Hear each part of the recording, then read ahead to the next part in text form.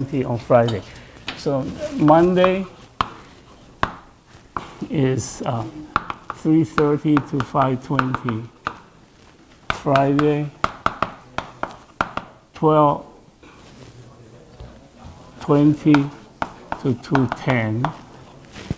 And if you can't make it, I think the lectures are taped, so you can watch the portion that you missed. Okay, okay, we'll do this. Yeah. Yeah.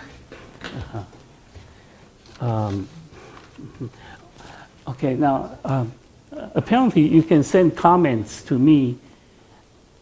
So I just received the comment that the cohomology of a point is not trivial in dimension 0. Okay. Well, that's very true. But the thing is, when we say trivial cohomology, we mean cohomology of a point. Okay? So we mean that H0 is R, okay? And the other cohomology groups are 0. Okay, so that's what we mean by trivial cohomology. Okay, yeah. Trivial cohomology doesn't mean 0 in every dimension. It means R in dimension 0 and 0 in the other dimensions. Okay? So trivial cohomology is the cohomology of a point. That's my definition of trivial cohomology, and I think that is also the common definition of trivial cohomology. Okay?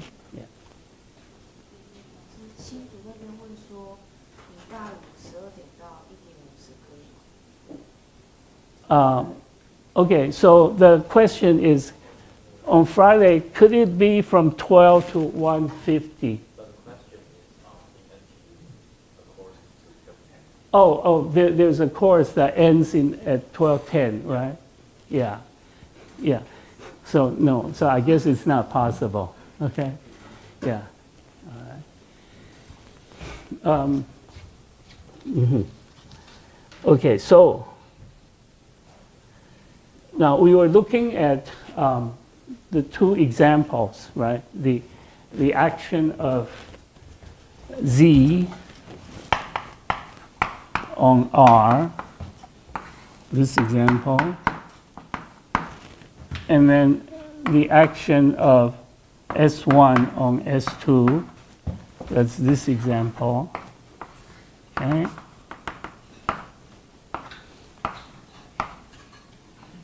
And this action is free, this action is not free, okay?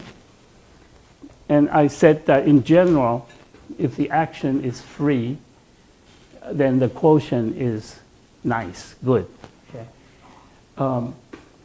Okay. Now there's a way to turn any action into a free action. Okay. So we have this lemma.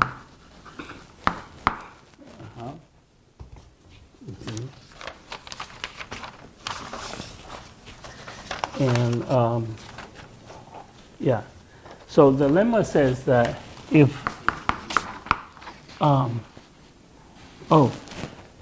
I think now before the lemma, yeah, let me talk about left and right.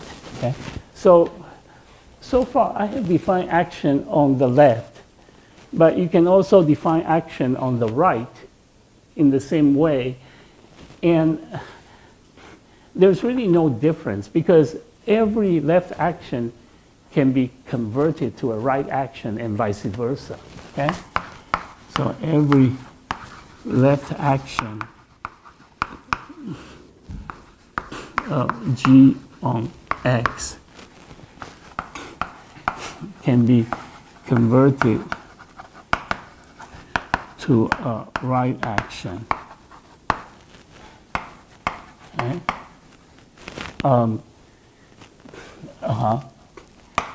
You know, so suppose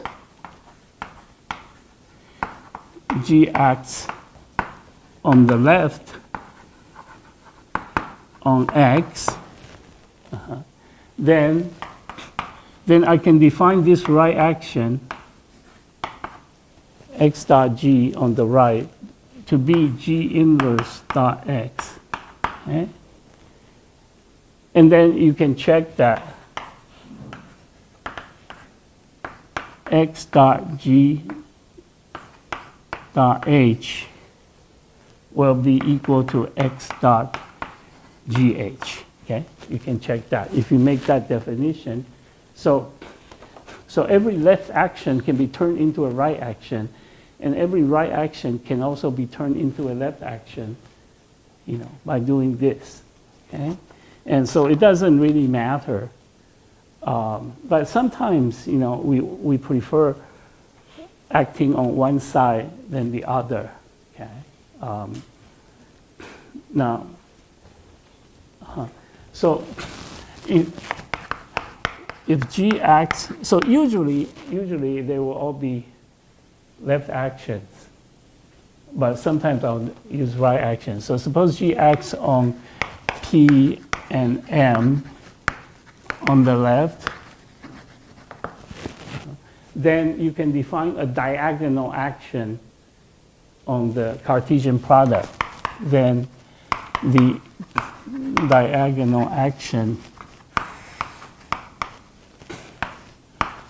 of G on P cross M is G dot PM is equal to G dot P, G dot M.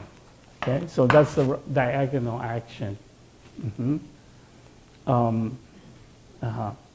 Now, but if G acts on P on the right,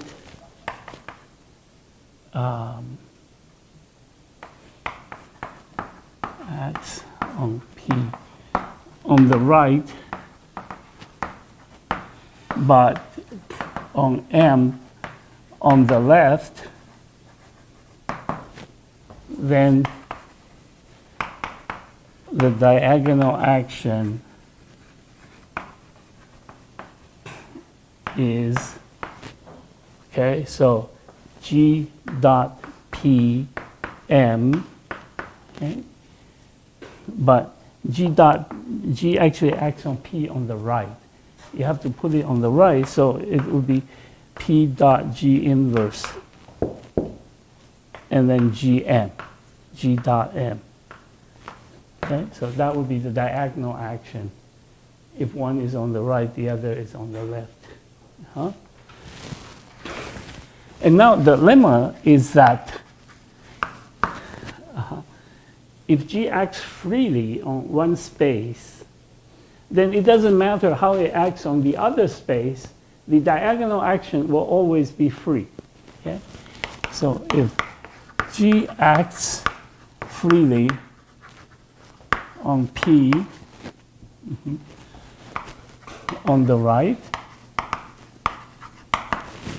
then no matter how it acts on M,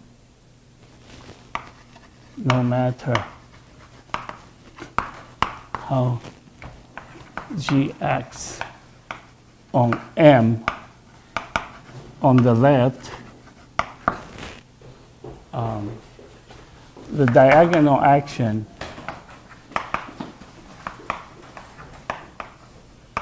of G on P cross M is free. Okay. So, well, this is very easy to check. So let's calculate the stabilizer of a point PM. And if you want G to be the stabilizer, it has to fix the point. And so that means P G inverse G dot M has to be equal to PM. Okay? But when two ordered pairs are equal, the corresponding components are equal. So that's going to be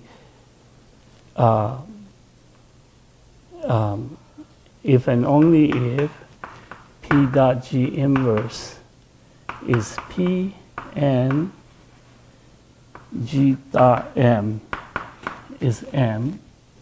Okay? But because because G acts freely on P, so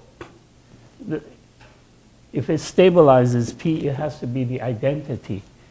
So this implies that G is the identity.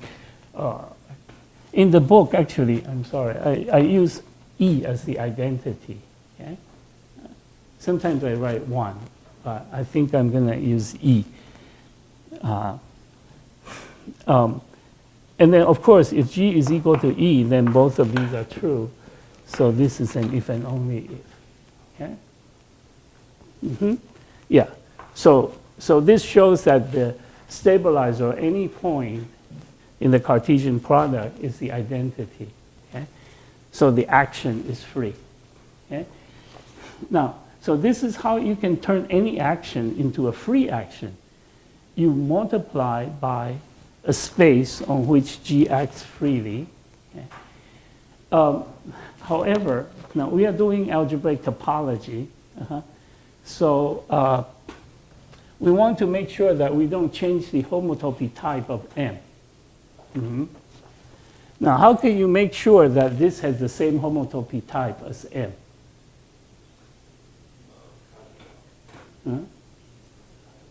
Yeah, if P is contractible. Okay? So if P has the homotopy type of a point, then when you take the Cartesian product with M, that will have the homotopy type of M. Okay? So what we need is a contractible space on which the group G acts freely. Okay?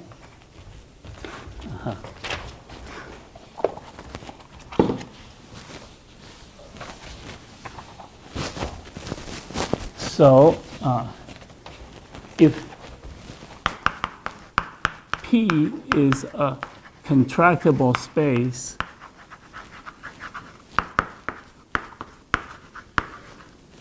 on which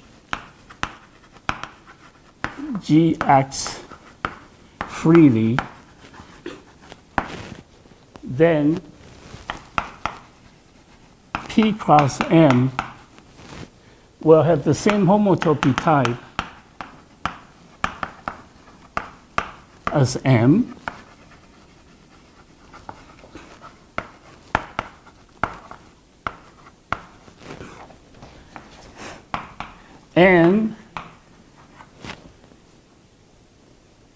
And G will act freely.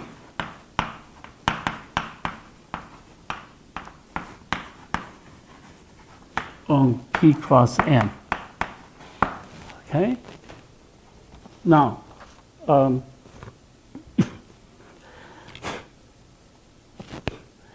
if you know a little bit more algebraic topology, then you know that there is such a space. Okay? There's a space, a contractible for any topological group. There's a contractible space on which the group acts freely. Have you seen that before, like in some other course? Who has seen that before? Okay, you haven't seen it before. Yeah, so that's one thing I will try to prove, that for any topological group. Oh, no, I think I'm only going to prove it for a compact Lie group. Because that's really the only kind of group action we will eventually consider. Okay? So I will prove that for any compact Lie group, you can find a contractible space on which it acts freely. Okay? And, but it actually is true for any topological group. So such a space P exists, okay, for any topological group G, and it's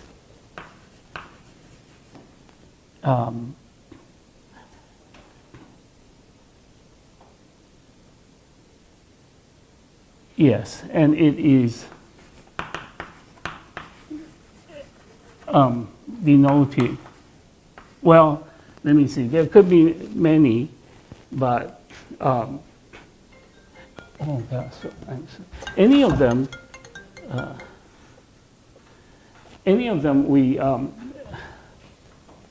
we denote by EG. Okay? So EG is one of them. Okay?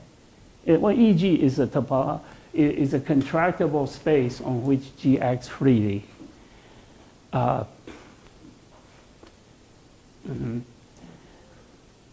Okay, and so let's assume that there is such a space. I can give you an example, for S1 later, but first let's make a definition. So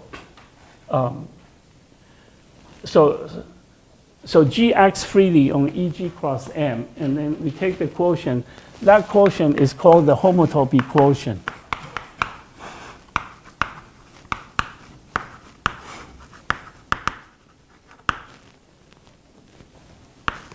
Of M by G. And so it is written as M sub G. Okay? And it's defined to be EG cross M, and then you take the quotient by G. Okay? Now, EG is just any contractible space on G acts freely, so you could have different EGs, E1G, E2G, and so on. And then we define equivariant cohomology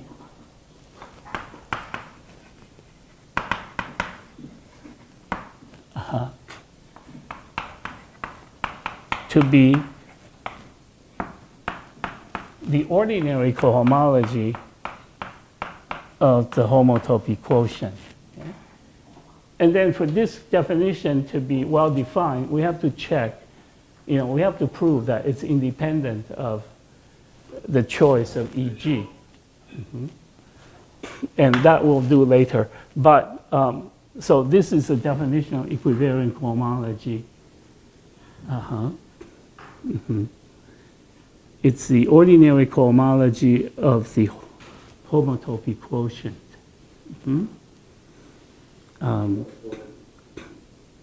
And you see, now if you have other kinds of functors than cohomology, you can also define the equivariant version this way. Okay, so the equivariant functor, whatever functor you have, it's the ordinary functor of the homotopy quotient. Yeah, so in this way you can have equivariant theory, right, for any ordinary theory that you have. Okay? It may not be, a good theory actually, because for example, for K theory, now the K functor is a functor, so you could apply the K functor to the homotopy quotient to get an equivariant K theory. But that's one equivariant K theory, but the usual equivariant K theory is actually defined differently, Yeah.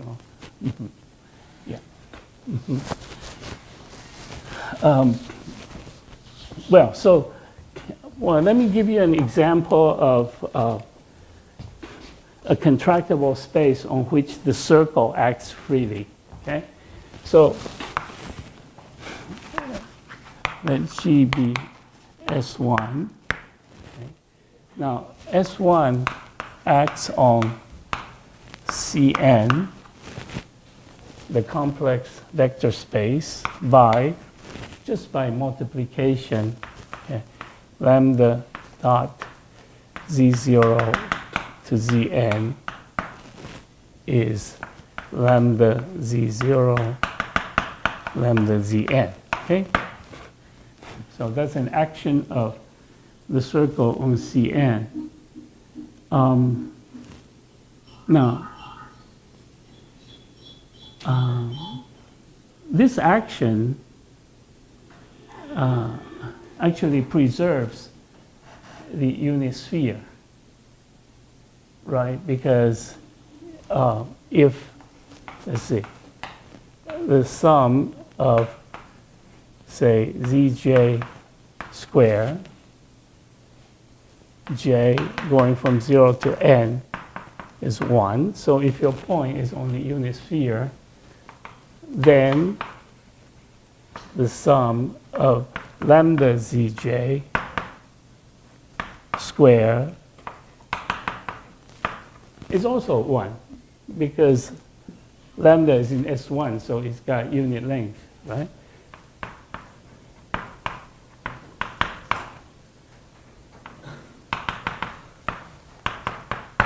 Okay? So this action takes the unit sphere to unit sphere, and therefore it is an action on the unit sphere. So this action induces an action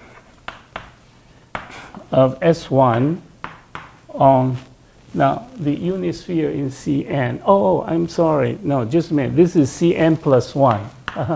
Right? We got n plus 1 coordinates. Okay? Now the unit sphere on Cn plus 1 is what?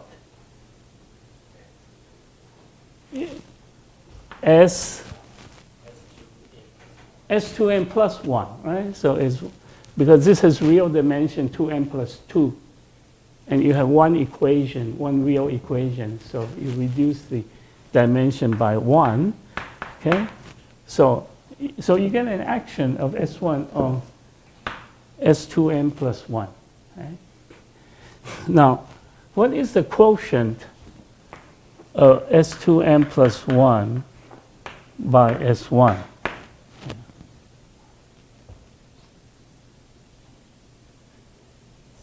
What, have you seen this before? Like,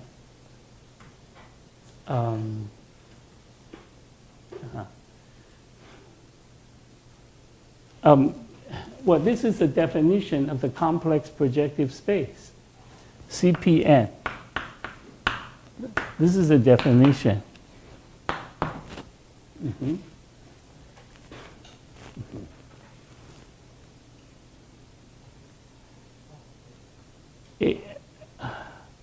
It's also the quotient of Cn plus 1 by S. Yeah, minus 0, right? It's also Cn plus 1 minus 0. 0 is a fixed point. So CPN can be defined in these two ways. Mm-hmm. Mm-hmm. But yeah, you can forget about this. Just use that as the definition. That's a complex projective space. That's,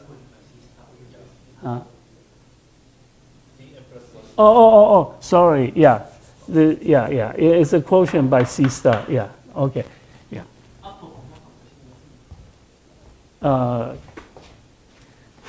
No, I think they are exactly the same. But well, why don't we forget about this for now? Yeah, so let's take that to be the definition of CPN. Okay?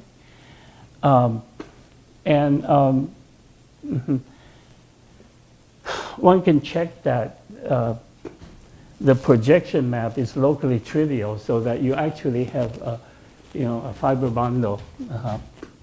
So you, let's see, if you start with S1. Then the quotient is a point by S1. And then S1 is contained in S3, right? S1 is contained in S2 as the equator, and then S2 is contained in S3 as the equator of S3. So S1 is contained in S3, and the quotient of S1 is CP1. Okay? And then S3 is contained in S5, and the quotient is CP2, and this is contained in that.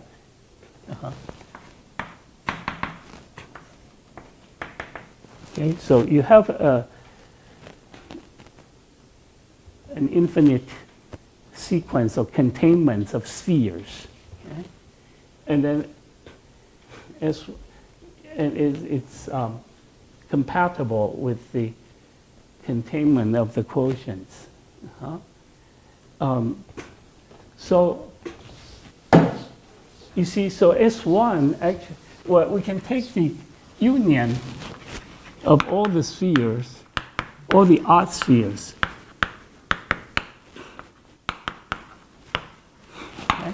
And that's called S infinity. Now, a point in S infinity is in one of the odd spheres, so S1 acts on it and takes it to that odd sphere. Therefore, there is an action of S1 on S infinity. Okay?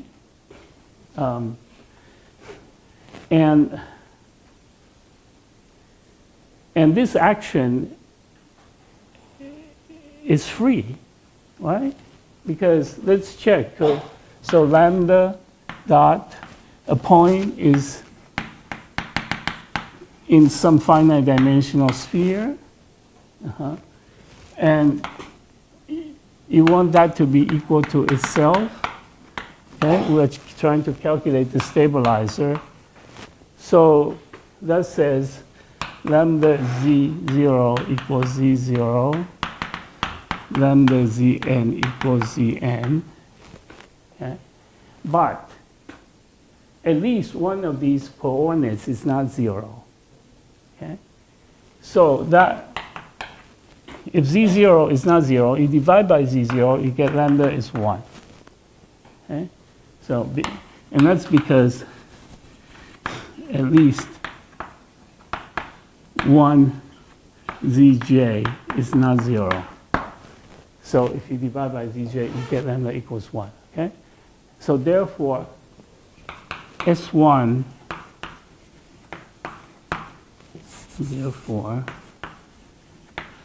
S1 acts freely on S infinity. Okay?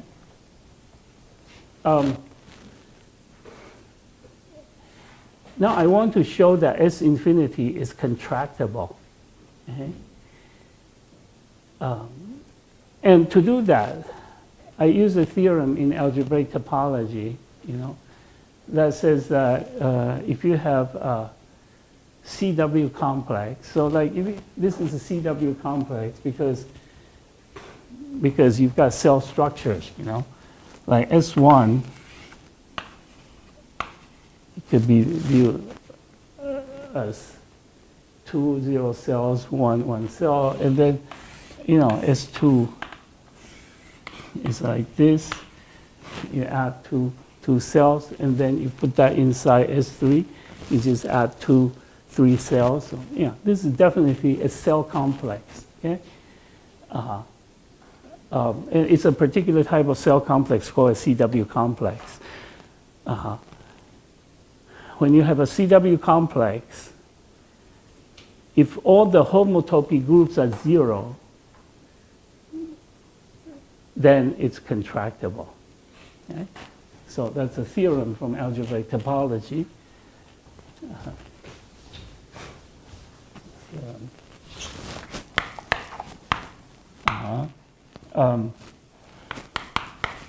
If X is a CW complex and pi q of X equals 0 for all Q.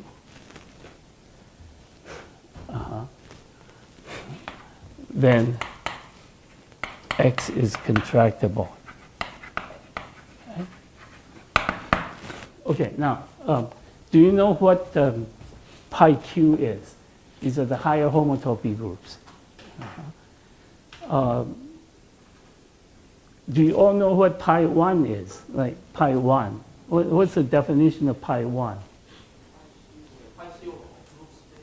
Pardon?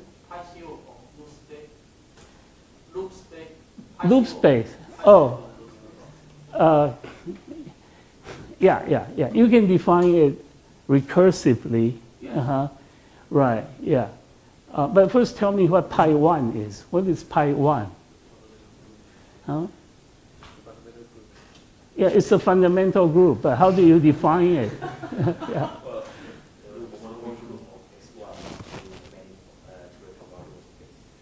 Yeah, yeah, so, yeah, usually there's a fixed point, there's a base point, right? So pi 1, it's all the,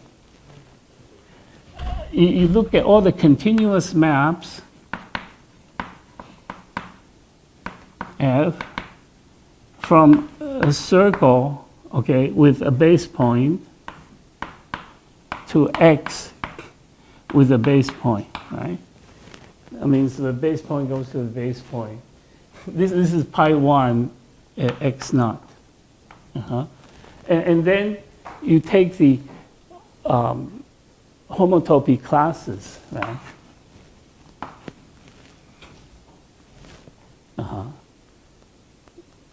So, yeah, you identify two maps if they are homotopy to each other, and then it is the homotopy classes of maps from S1 to the space, okay? That's the definition of pi 1. And the definition of pi Q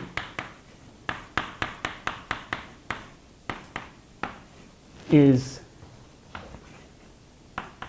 you take homotopy classes of continuous maps from SQ, the Q-dimensional sphere with the fixed base point, to X. Okay? So that's the higher homotopy group, pi Q.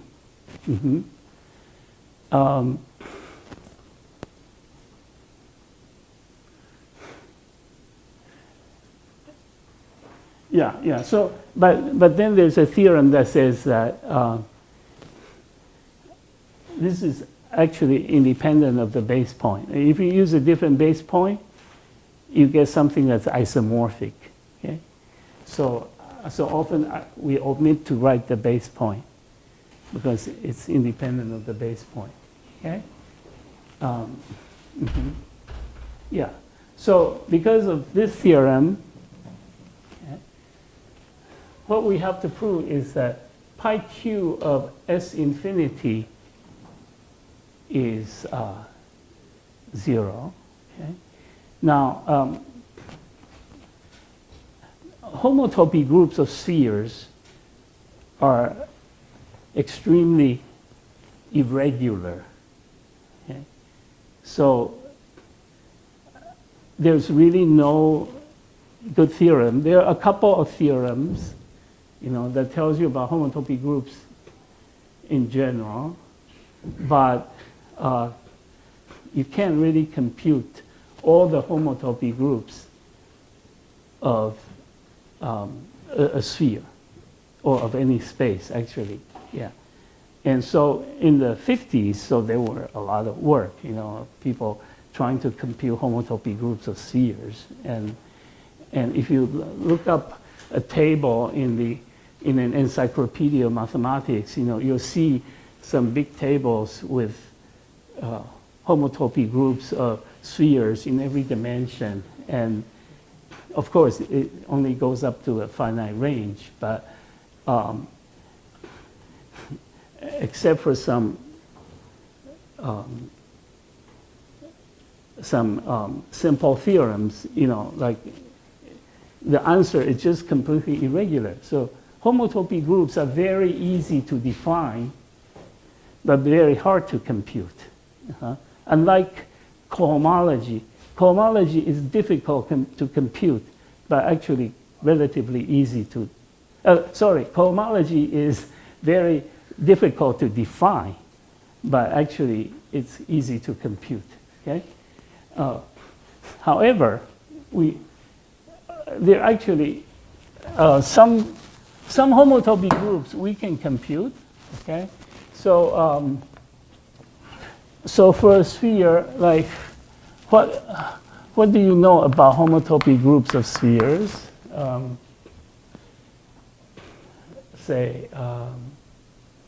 Yeah. So we have some theorems, about homotopy groups of spheres. Yeah. What do you know about homotopy groups of spheres? Pardon? Periodic? No, it's not periodic. No, that would be too good. Do you know about the Hurewicz theorem? The Hurewicz theorem. It compares homotopy groups with cohomology and homology. Yeah, you know about Hurewicz theorem? Huh? About the commutator. That's for H1 and pi 1. So pi 1 is H1 divided by the commutator, right? Yeah. H1 is pi 1. Yeah. Sorry. H1 is the abelianized version of pi 1, right? So H1 is pi 1 divided by the commutator. But with theorem, you need to know the topological space K connected.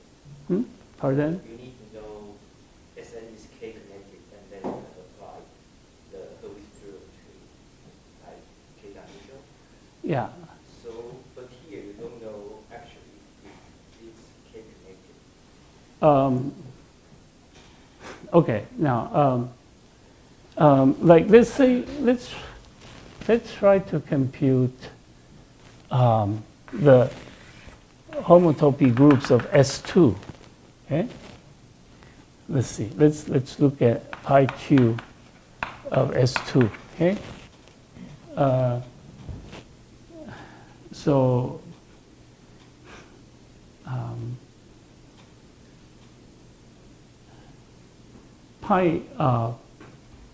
now pi 0 is just the number of connected components. And so if I say pi 0 is 0, that means it's just got one connected component. Okay? 0 is an element. Pi 0 is a set, it's not a group. This is a set with one element, so it's connected. Okay? Now, pi 1, so to calculate pi 1 and S2, then you look at maps of S1 to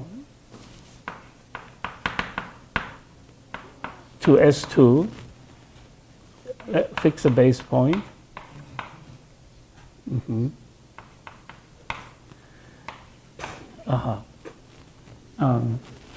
Now,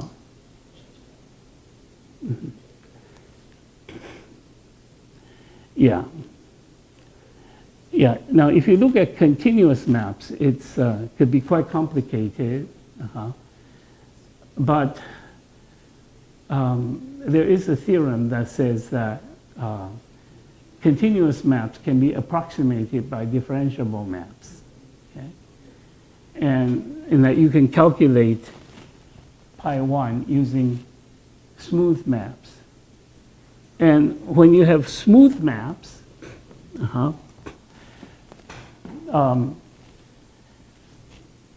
then there is something that called Sart's theorem. Okay? So that says that, if you have S1, okay, so then we can replace this, we can replace continuous maps by smooth maps.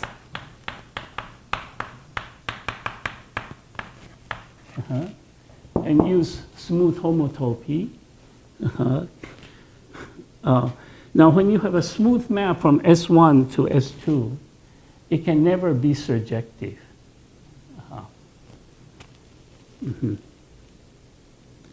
Yeah, I think that's what Sart's theorem gives you. Okay?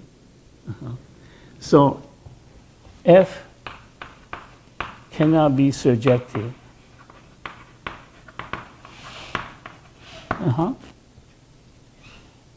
And so it's going to miss some point.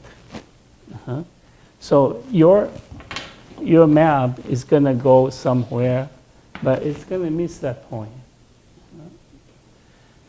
So it actually maps into S2 minus a point. But S2 minus a point is contractible. Okay? So since S2 minus a point is contractible, F is null homotopic. So it's homotopic to a constant map.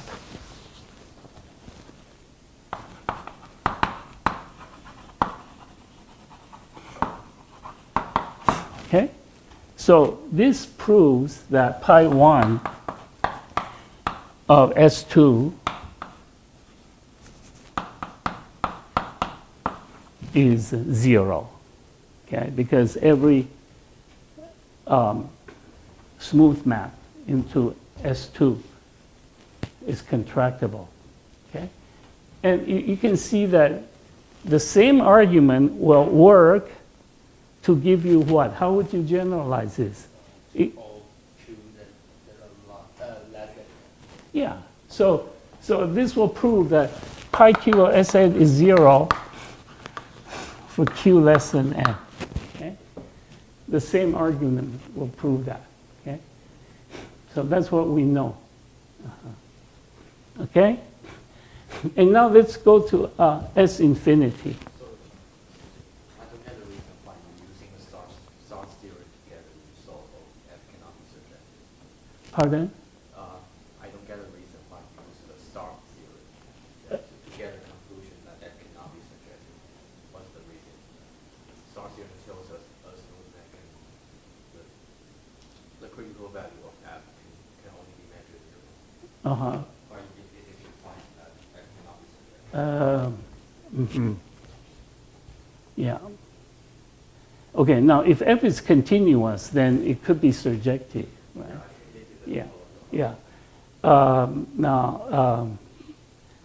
So if it's differentiable,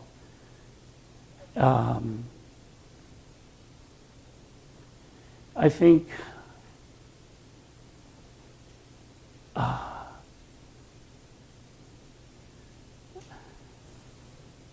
so I think it's that Sart's theorem says there has to be some regular values. It says the critical value can only be measured through. Right, yeah. Yeah, the critical values only, yeah, so there has to be some regular values. And so the inverse image of a regular value is a regular point. And at the regular point, so the rank has to be 1, right? Yeah. And if you have a smooth map of rank 1, there is this, like the rank theorem that says that locally,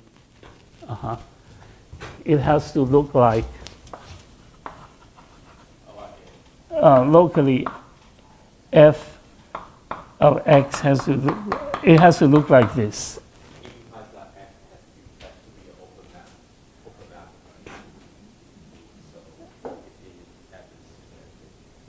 Well, you may be able to argue that way, but I mean, like like if locally it looks like this, then locally it looks like this, right? You map a one-dimensional thing to a two-dimensional thing, and then it goes into the x-axis, so it can be surjective. Okay? Yeah. Yeah. Well, that's a good question. Yeah. But you see, yeah, this theorem about the local structure of a smooth map. Yeah. It's in my book on manifolds. So, you know, sometimes I just kind of skip over a lot of steps because it's in my book. And yeah. Yeah. All right, so let's come back to this problem, okay? We want to show that S in, oh gosh, I think my time is up.